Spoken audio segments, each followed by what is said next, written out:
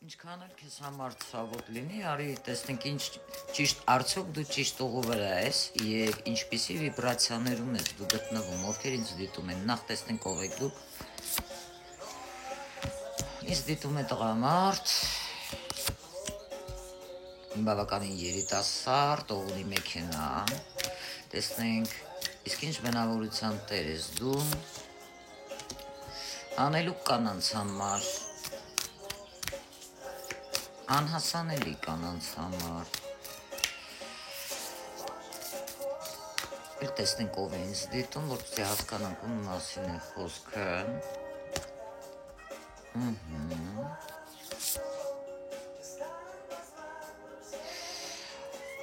Օդ բնավորության տեր անձնավորություն թվում է թե ինքը իմաստուն է, փորձում է մարդկանց մոտ այնպիսի տպավորություն ստեղծել, կարծես կարելի է վստահել, հա, բայց իրականում դա այդպես չի, ինչու տեսնում ենք այստեղ վերևը լուսինն է, այսինքն այսպիսի մարդուն չի կարելի վստահել։ Եվ տեսնենք բոյև անձնավորություն կնշ մասին է խոսքը, էմոցիոնալ, զգացմունքային,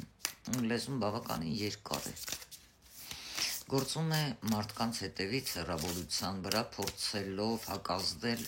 ստեղծել այնպիսի տպավորություն հարաբերություններում, կարծես ընկեր է, հավատարիմ, կարելի է վստահել, բայց իրականում օձ, չմոռանանք, մնում է օձ, լավ։ Եվ տեսնենք արդյոք դուք ճիշտ ուղու վրա եք եւ ինչ վիբրացիաների վրա եք ներկապահին։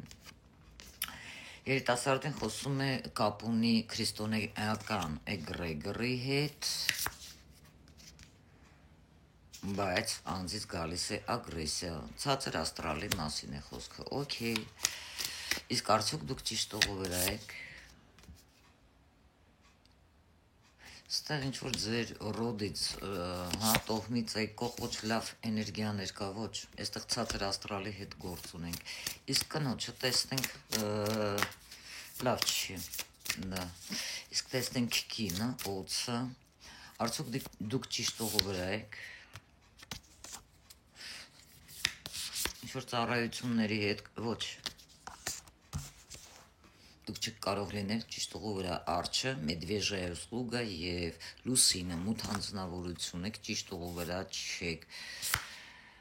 ձեր տան հետ է կապված, այստեղ ինչ-որ հեռավար աշխատում եք եւ այլն, տղամարդու մասին է այստեղ նաեւ խոսքը, միգուցե ունեք տղա, երիտասարդ եւ